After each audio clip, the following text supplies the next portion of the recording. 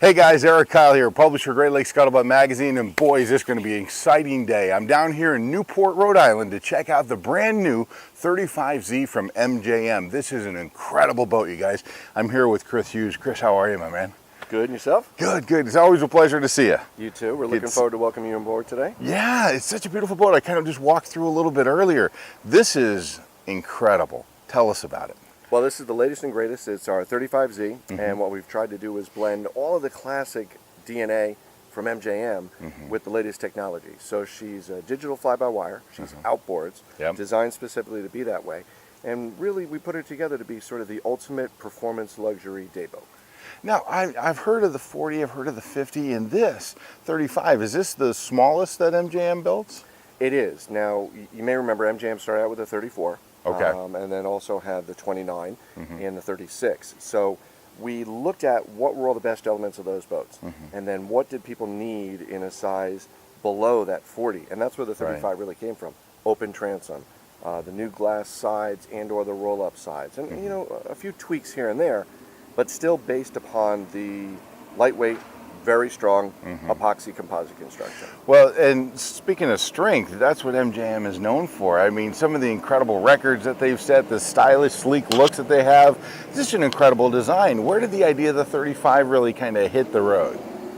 Probably when we had our feedback from the market. Okay. You know, we got a lot of feedback from the Florida area, from the Carolinas, at Pacific Northwest, and then most recently and probably more importantly is the Great Lakes. Yeah. You know, they need a boat that can take big water. Yeah. Obviously our boats are always built to the highest ISO standards. Our 50 and our 40 are category A, 35 is category B, although she is designed to Category A standards. So it just seems like it's ideal for the Great Lakes. You can go out longer, you can outrun weather, because she's fast, and that's sort of how it evolved into this is what the market needs, so we're going to give it to it.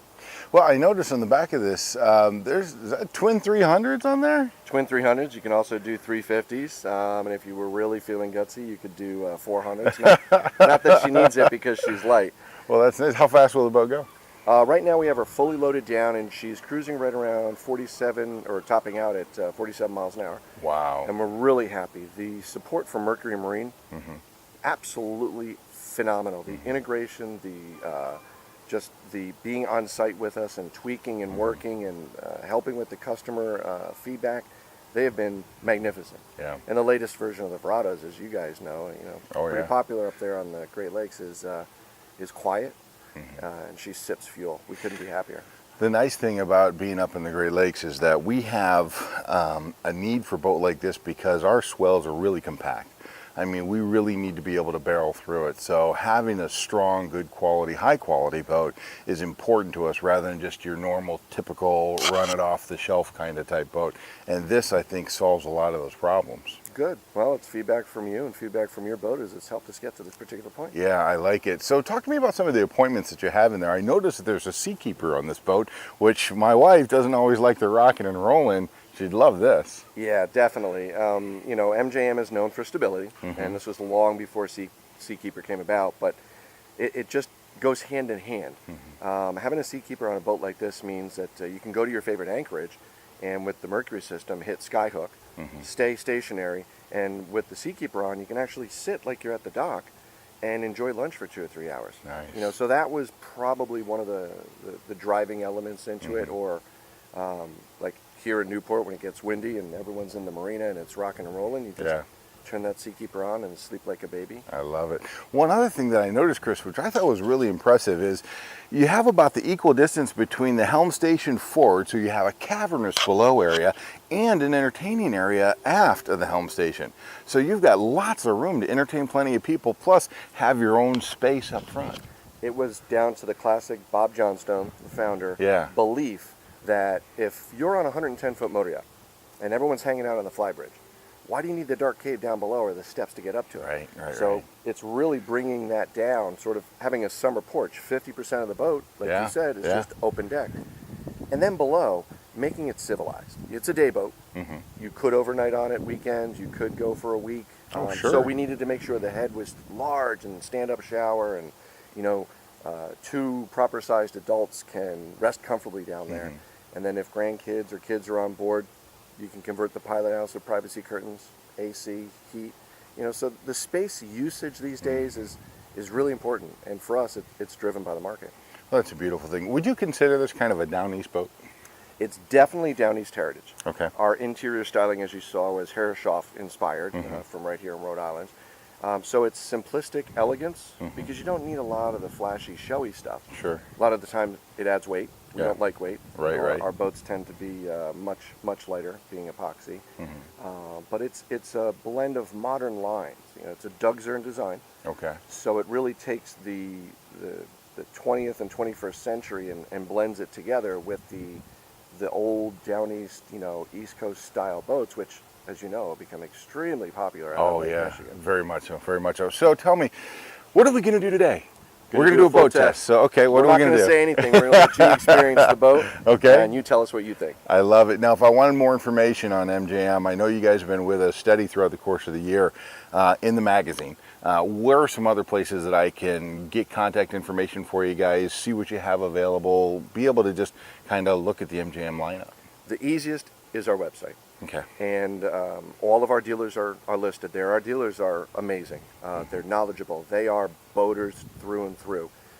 So, I mean, really, once you go to our website, you're all set. You'll be connected with us, and we'll take care of it. Is it just MJM? MJM.com. MJM.com. MJMyachts.com. Sorry. I love it. Chris, thank you so much, my man. Beautiful lineup of boats. You guys got to check this out, the new 35Z from MJM Yachts. You can check it out at MJMyachts.com or visit your local dealer up in the Great Lakes. We're going to go for a boat test. Thanks so much, guys. We'll see you out on the water.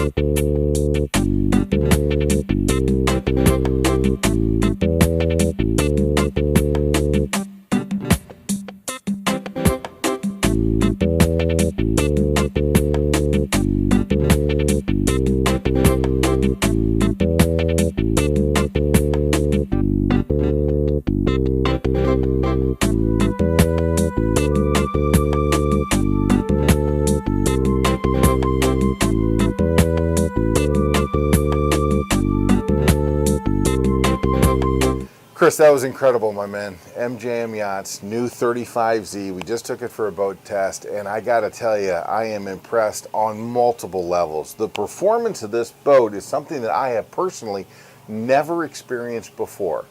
You've got the outboard motors out there, twin 300s, and when we even took it out of a whole shot, it was so smooth. This boat is so smooth. How do you do it? The performance comes down to Doug Zern. I mean, Zern Yacht Designs, led by Doug Zern out of Marblehead, he understands fluid dynamics, he understands what a boat needs to do, and the meticulousness in how he looks at the hull and looks at, okay, how am I going to achieve the performance envelope that MJM is looking for? It all works out. It's weight, it's shape. He does a great job. I mean, we're always thrilled every time we drive a new boat. Well, we were, topping out 5,500 RPMs. We're going well over 40 miles an hour, and it just was so smooth out there. The way the boat handled, even when we got into a couple of rollers, it just went right through them, splashed right off the side. Very smooth, very agile boat, amazing performance. what kind of boater is going to want a boat like this? Do you normally see high performance boaters go to something like this so they can entertain more? Luxury yacht guys, sailors? Who's going to buy this boat?